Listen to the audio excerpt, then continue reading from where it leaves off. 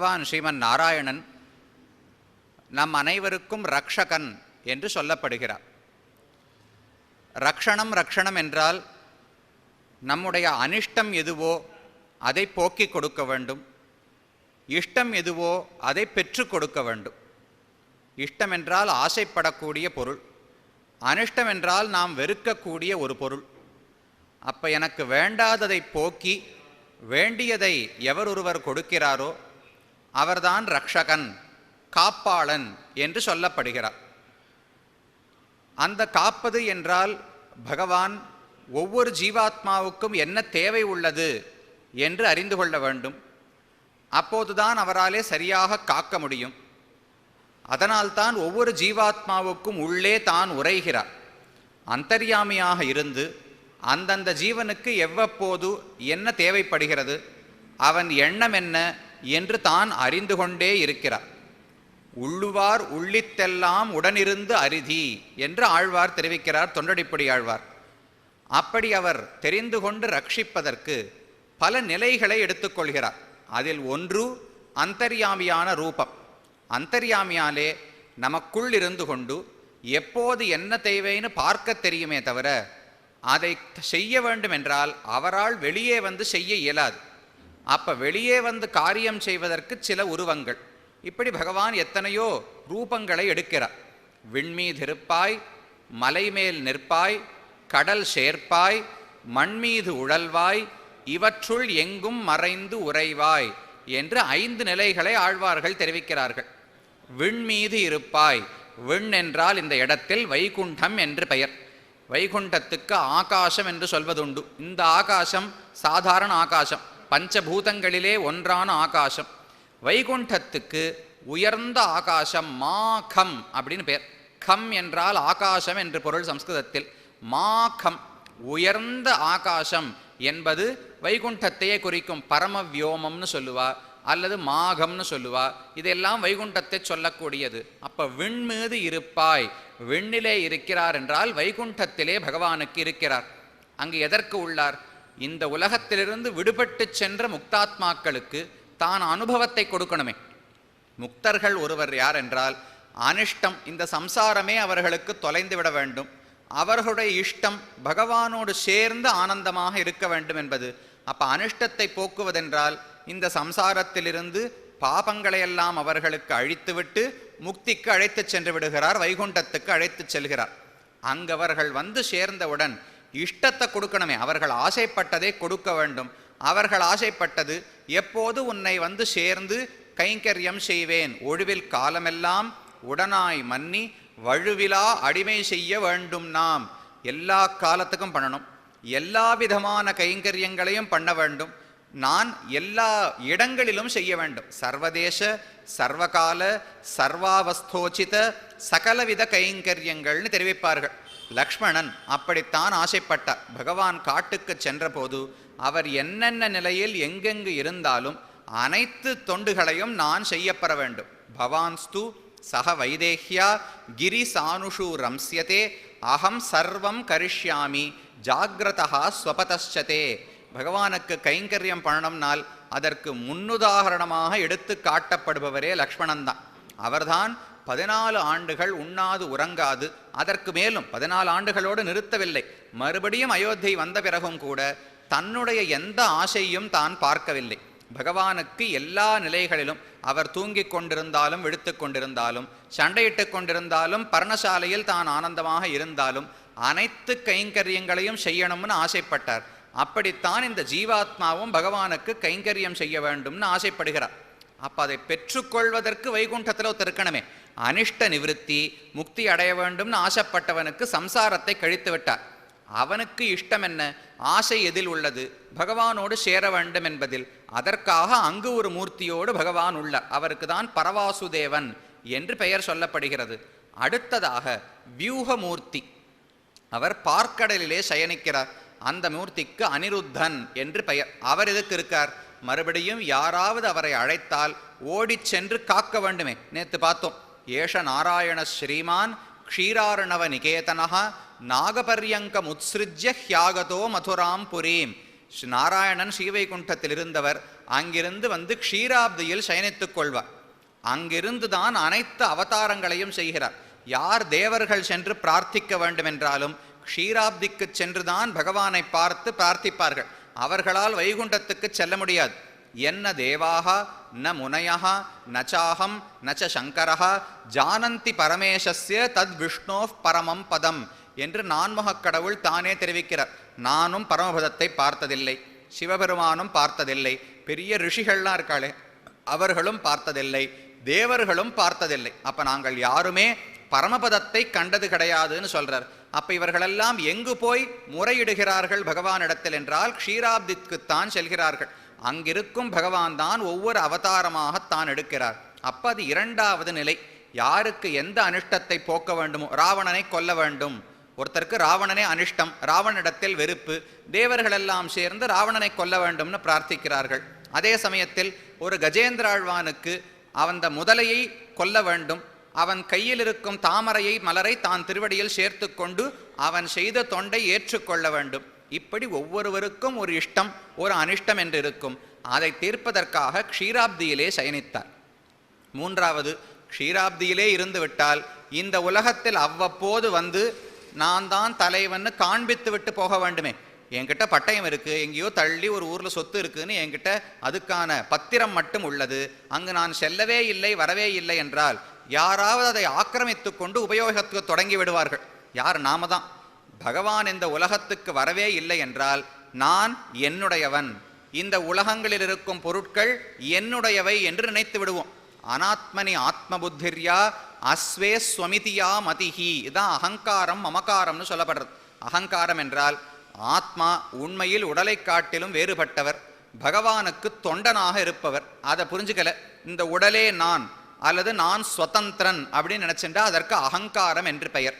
மமகாரம் என்றால் இது என்னுடைய சொத்து, இவள் என்னுடைய மனைவி, இது என்னுடைய மகன் அப்படின்னு நினைச்சா இதுக்கெல்லாம் மமகாரம்னு பெயர். இந்த ஜீவாத்மா இந்த பிறவியில் இந்த மனைவி இந்த பிள்ளையோடு இருக்கார், போன ஜென்மத்தில் என்ன அடுத்த ஜென்மத்தில் என்ன தெரியாது. இதெல்லாம் யதா காஷ்டஞ்ச காஷ்டஞ்ச, பெரிய மலையில கங்கை எல்லாம் ஓடி வருமோ இல்லையோ, மேலே பத்ரி பக்கத்தில் அங்கே மரமெல்லாம் வெட்டுவாளாம். வெட்டி அந்த மரத்தெல்லாம் எங்கே கீழே எடுத்துன்னு வருது, வண்டி வச்சு எடுத்துன்னு வரதெல்லாம் ரொம்ப கஷ்டம். மரத்தை பெருசு பெருசாக வெட்டி அதை எடுத்து கங்கையில் போட்டுருவா. அந்த கங்கை அடிச்சு போறோன்னு வருதோ இல்லையோ, அதோடு அந்த மரக்கட்டைகள் எல்லாம் வரும். அப்போ வரும்போது ஒரு 10 மைல் தூரத்துக்கு இந்த 2 கட்டையும் சேர்ந்திருக்கும், இந்த 2 கட்டையும் சேர்ந்திருக்கும், இப்படியே வரும். கொஞ்ச நாள் ஏதாவது கல் வந்ததா மாறி போய் இதுவும் சேர்ந்துடும், இதுவும் சேர்ந்துடும். கொஞ்ச நாளைக்கு ஒன்று தனியாகவே வரும். இதை போல்தான் இந்த உலகத்தில் நாம் பெறக்கூடிய உறவுகள்.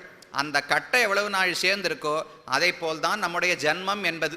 இந்த பிறவியில் இந்த குறிப்பிட்ட காலத்தில் இவர்கள் தாய் தந்தையர்கள் மனைவி மக்கள்னு சொல்கிறோம். முன்காலத்தில் எப்படி இருந்தோம்னு தெரியாது, வேற மனைவி மக்கள். பிற்காலத்தில் எப்படி இருக்க போறோம்னு தெரியாது. ஆகையால் இப்படி மாறி மாறி வந்து கொண்டே இருக்கும். அப்ப நாம் என்ன நினைப்போம், இவர்கள் என்னுடையவர்கள், இந்த பொருட்கள் என்னுடைய சொத்துன்னு நினைக்கிறோமா, அதற்கு தான் மமதான்னு பெயர். அகங்காரம் மமகாரம் என்று சொல்கிறார்கள். அதை கழிப்பதற்காகத்தான் அவ்வப்போது பகவான் வருகிறான்.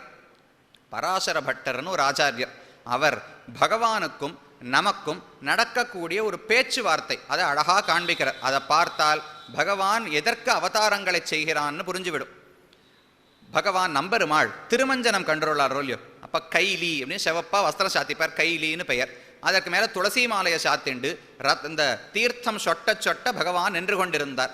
பராசர பட்டர் சேவித்தார். இவர் எதுக்கு ஈரவேஷ்டியோட ஈரம் சொட்ட சொட்ட நிற்கிறார்னு தோணின உடனே ஏதோ சத்தியம் பண்ணுற மாதிரி இருந்தது. சத்தியம் பண்ணோம்னா ஜலத்துக்குள்ளே இறங்கி நான் சொல்வது உண்மை அப்படின்னு சத்தியம் பண்ணுவாளோ இல்லையோ, அதை போல் பகவான் ஏதோ தன் தள்ளெடுத்து தண்ணியை கொட்டிண்டு ஈர வஸ்திரத்தோடு நான் சொல்வது உண்மை நம்புன்னு சொல்கிற மாதிரி இருந்துதான். என்ன சொல்கிறார்னால், பகவானுக்கும் ஜீவாத்மாவுக்கும் ஒரு பேச்சுவார்த்தை. பகவான் முதலில் சொன்னார், துவம் மே, நீ என்னுடையவன் அப்படின்னு சொன்னார். நாம் சொன்னோம் கிடையாது, அகம் மே, நான் என்னுடையவன், நான் உமக்காக இல்லை, நான் எனக்கே, என்னுடைய மேன்மைக்காக என்னுடைய நலனுக்காகத்தான் நான் இருக்கிறேன், உமக்காக நான் இல்லை என்று ஜீவாத்மா சொன்னார். நாம தான் ஜீவாத்மாக்கள் சொன்னோம். துவம்மே அகம்மே குதஸ்தத்து. பகவான் கேட்டார், நீ சொன்னதற்கு என்ன சாட்சி இருக்கு, என்ன பிரமாணம் இருக்கு? நீ உனக்கானவன் சொன்னா எங்கேயாவது புத்தகத்தில் எழுதி வச்சிருக்கணுமோ இல்லையோ. இந்த ஜீவாத்மா தனக்கானவன் எங்காவது யாராவது ஒப்புக்கொண்டுள்ளார்களா? எதை வைத்து சொல்லுகிறாய்னு கேட்டால் நாம் திரும்ப கேட்டோம், நீ எதை வைத்து இந்த ஜீவாத்மா பரமாத்மாவுக்கு அடிமைன்னு சொல்கிறாய் என்று கேட்டால் அவர் தெரிவிப்பார், தொம்மே அகம்மே குதஸ்தத் ததபி குத இதம் வேதமூல பிரமாணாது, வேதத்தில் சொல்லி வைத்துள்ளேன், ஜீவாத்மாக்கள் அனைவரும் பரமாத்மாவுக்கு அடிமை என்று வேதத்தில் சொல்லப்பட்டுள்ளது. வேதத்தினுடைய சுருக்கம்தான் ஓம் என்கிற பிரணவம்னு சொல்கிறோமே, அந்த ஓம்காரமானது. ரிக்வேதம், சாமவேதம், யஜுர்வேதம் மூணுத்தையும் வைத்து மூணுத்தை ஒரு 3 தயிர் பாத்திரம் மாதிரி வச்சுக்கோங்க. அந்த தயிரை கடைஞ்சி வெண்ணெய் எடுத்தால் அதோட திரண்ட பொருள் வருமே, அதை போல்தான் 3 தாழியிலே 3 வேதங்களை வைத்து அதை கடந்து சாரமான 3 எழுத்துக்கள் அ உ ம என்று 3 எழுத்துக்களை எடுத்து ஓம் என்கிற ஒரு பிரணவத்தை பகவான் செய்தாராம். அ உ இது 2 சேர்த்தா ஓங்கிற ஒலி வரும். அதோடு இம் என்பதை சேர்த்தால் ஓம் என்கிற ஒரு அக்ஷரம் வரப்போகிறது. அந்த ஓமுக்கு என்ன பொருள் என்றால், அ என்கிற எழுத்து பரமாத்மாவையே குறிக்கும்.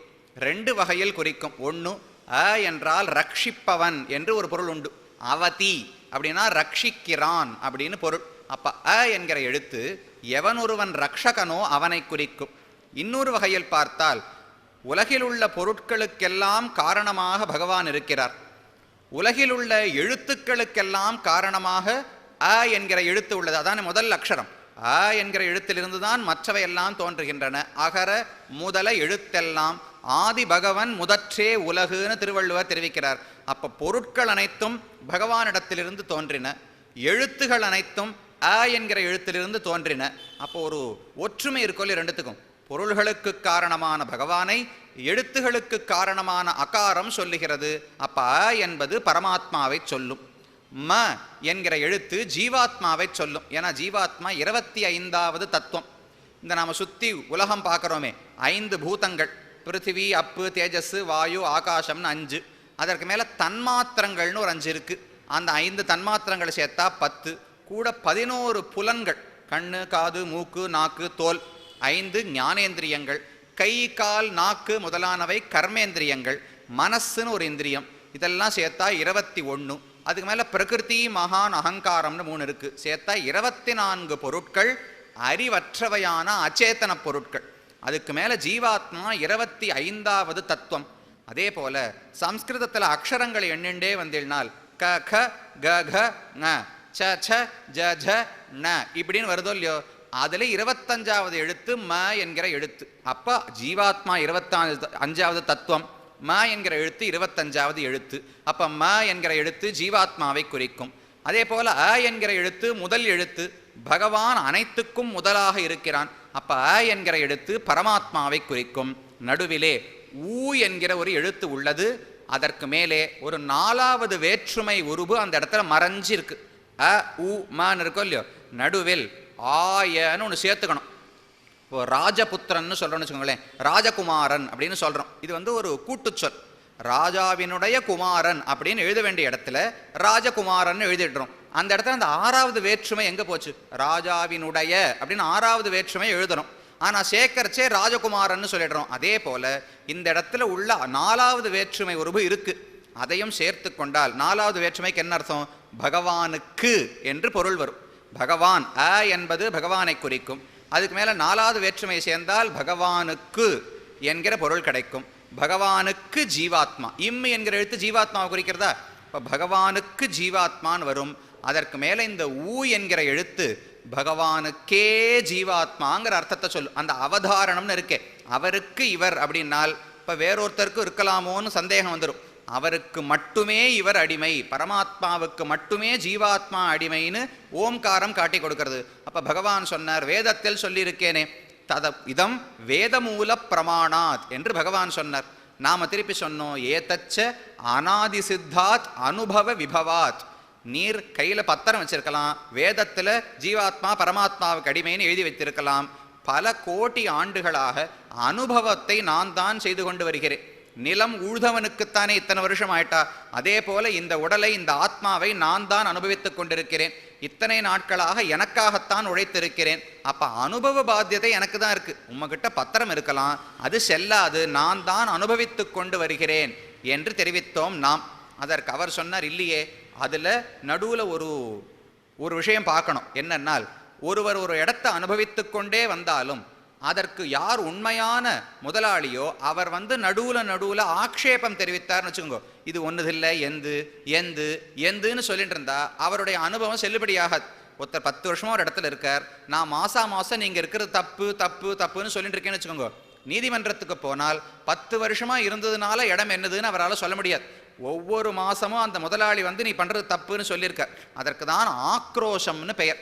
அப்ப பகவான் தெரிவித்தார், நான் நடுவில் ஆக்ஷேபித்திருக்கிறேனே, குதஸ்தத் ததபி குதயிதம் வேதமூல பிரமாணாத் ஏதச்ச அநாதி சித்தாத் அனுபவ விபவாத் சோபி சாக்ரோஷ ஏவ, நான் அவ்வப்போது அதற்கு ஆக்ஷேபம் செய்துள்ளேனே என்று சொன்னால், எப்போது செய்தீர், என்ன ஆக்ஷேபம்னு கேட்டால், கீதாதிஷு மம விதிதா, நான் பிறந்து எப்போதெல்லாம் அவதரித்தேனோ அப்ப இந்த ஜீவாத்மா பரமாத்மாவுக்கு சொத்து அடிமைன்னு நான் நிரூபித்திருக்கிறேனே, அதுதான் நான் செய்த ஆக்ரோஷம். அப்ப அவர் ஏட்டில் மட்டும் வேதத்தில் மட்டும் வைத்திருந்தால் போராது, நீ எப்போது அழைக்கிறாயோ அப்போது காக்கிறேன்னு க்ஷீராப்தியில் சயனித்தால் போராது, அவ்வப்போது உலகத்துக்கு நமக்கு நினைவுபடுத்த வேண்டும், நான் தான் பரம்பொருள், நீ தான் அடிமை, நான் தான் சுவாமி, நீ தான் சொத்து என்று இந்த ஜீவாத்மாவுக்கு நினைவுபடுத்த வேண்டும். அதற்காகத்தான் அவதாரங்களை எல்லாம் செய்கிறார். அது 3வது நிலை. மேலே அந்தர்யாமி என்பவர் நமக்குள்ளே உறைந்து நாம் செய்யும் செயல்களையெல்லாம் தான் பார்த்து கொண்டிருக்கிறார். கடைசியாக அர்ச்சாவதாரம். அர்ச்சாவதாரம் என்பது இந்த விபவாவதாரத்தினுடைய ஒரு நீடிப்பு தான். ஒரு பெரிய வெள்ளம் அடிக்கிறதுன்னு வச்சுக்கோங்க, வெள்ளம் வடிஞ்சு போகும்போது எங்கெல்லாம் பள்ளம் இருக்கோ அங்கெல்லாம் அந்த ஜலம் தேங்கி நிற்குமோ இல்லையோ, முதல்ல வெள்ளம் இருக்கிறச்சே தலைக்கு மேலே எங்கேயோ ஜலம் ஓடிட்டு இருக்கும், அப்போ தெரியாது எங்கே தேங்கிறதுன்ட்டு. வெள்ளம் குறைந்தவுடன் எங்கெல்லாம் அந்த நதியின் பாதையில் பள்ளம் இருந்ததோ அங்கெல்லாம் தேங்குமே. அதை போலத்தான் அர்ச்சாவதாரங்கள். இந்த 5 நிலைகள் இருக்கோ இல்லையோ, இது 5ஐயும் 5 ஜலங்களோடு ஒப்பிட்டு பார்க்கலாம். பரவாசுதேவன் வைகுண்டத்தில் இருக்காரோ இல்லையோ, அது ஆவரண ஜலம் போலே. இந்த அண்டம்னு சொல்றமே 14 லோகங்கள் கொண்ட அண்டம் இருக்கே, இது மொத்தத்துக்கும் வெளியில ஒரு ஜலம் சூழ்ந்துட்டு இருக்குமா.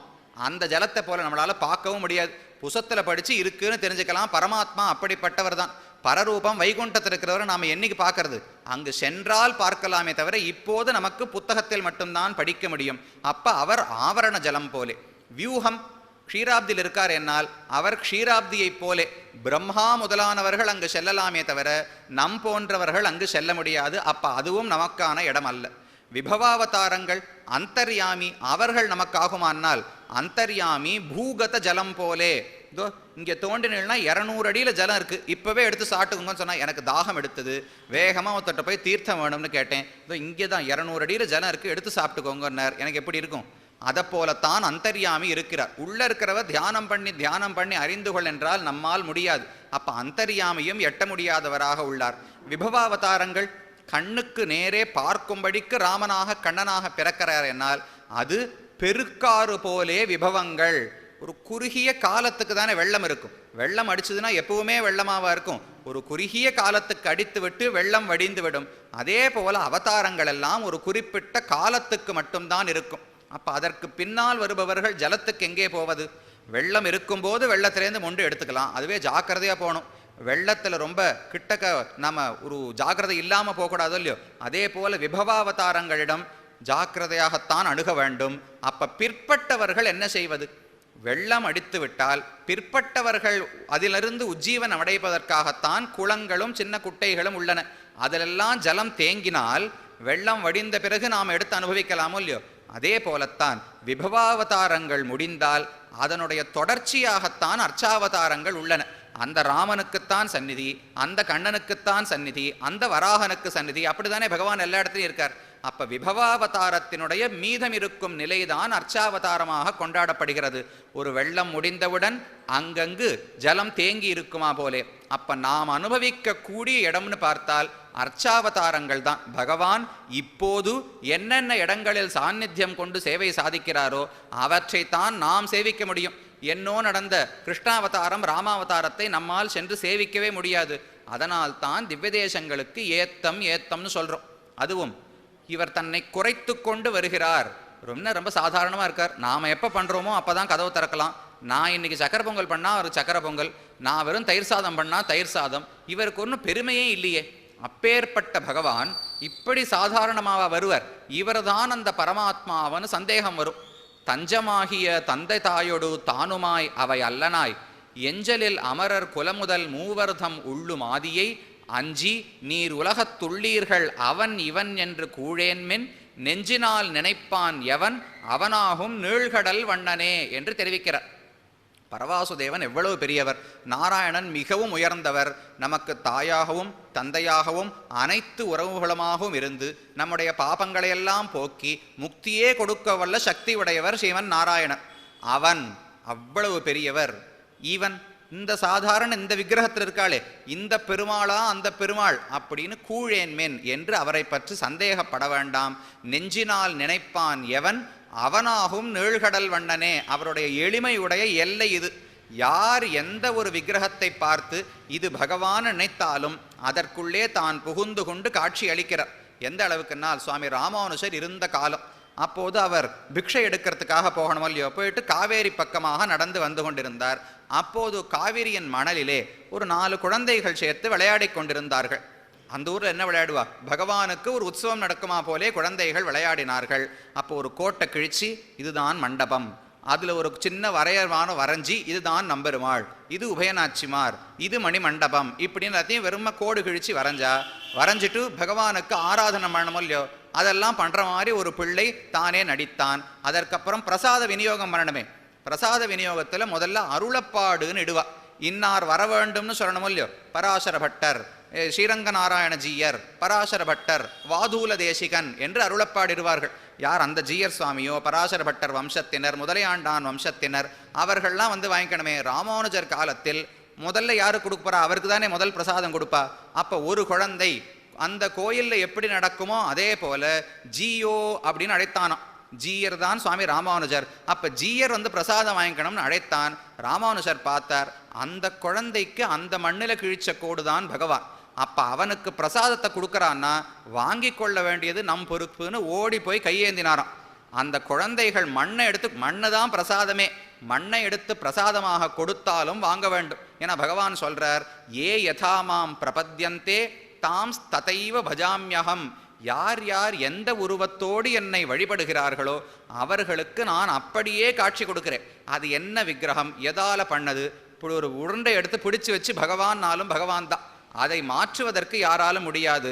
தாம் ததைவ பஜாமியகம். அர்ச்சாவதாரத்தினுடைய மேன்மையினுடைய எல்லை. பகவானுக்கு எவ்வளவு சுவாதந்திரம் உண்டுனால் தன்னுடைய சுவாதந்திரத்தையே மறைத்து கொள்ளும் அளவுக்கு சுவாதந்திரம் உண்டு. அவர் எவ்வளவு பெரியவர்! தன்னுடைய பெருமையை மறைத்து கொண்டு கூட வருவார். ஒருத்தருக்கு சுமார் பெருமை இருக்குன்னு வச்சுக்கோங்களேன், அந்த பெருமையை காட்டினால்தான் அவருக்கு காரியம் நடக்கும். ரொம்ப பெரியவர், அவர் தன்னுடைய பெருமையை காட்டித்தான் இந்த இடத்துல காரியம் நடத்தணும்னு இல்லைன்னால் ரொம்ப தாழ்ந்தவராக எளியவராக வந்து பழகுவாரே. அதை போல் பகவானுடைய மேன்மை எளிமை ரெண்டினுடைய எல்லையும் அர்ச்சாவதாரம் தான் தெரிவிக்கிறார்கள். இதற்கு மேலே ஒருத்தர் எளிமையோடும் இருக்க முடியாது. இதற்கு மேலே இப்படி இருக்கும் போதே பரத்வத்தையும் விட்டு கொடுக்காமல் இருக்கிறார். அஜோபிசன் அவ்யயாத்மா பூதானாம் ஈஸ்வரோபிசன். பகவான் என்ன அவதாரம் எடுத்தாலும் அர்ச்சாவதாரமாக இருந்தாலும் தன்னுடைய மேன்மைகள் எதையுமே விட்டு கொடுப்பதில்லை. இன்னும் சொல்ல போனால் இங்கு அதிகமான மேன்மை அதிகமான எளிமையை காட்டுகிறார். அதனால் தான் ஆழ்வார்கள் அனைவரும் அநேகமாக அர்ச்சாவதாரத்தில் தான் சரணாகதி செய்தார்கள். விபவாவதாரத்திலோ பரவாசுதேவனிடத்திலோ தாங்கள் சரணாகதி செய்தது கம்மி. சரணாகதி செய்வதற்கு தகுந்த ஆள் யாருன்னால் பரத்வம் சௌலபியம் ரெண்டும் யாருக்கு பூர்ணமாக இருக்கோ அவர்கிட்ட தான் பண்ணலாம்.